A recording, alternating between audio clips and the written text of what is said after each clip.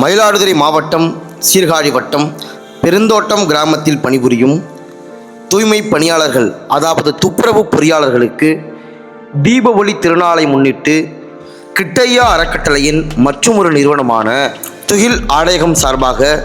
புதிய ஆடைகள் வழங்கி மகிழ்விக்கப்பட்டது என்பதனை திருவெண்காடு துகில் ஆடையகம் சார்பாக பெரு மகிழ்வுடன் தெரிவித்துக் கொள்கிறோம்.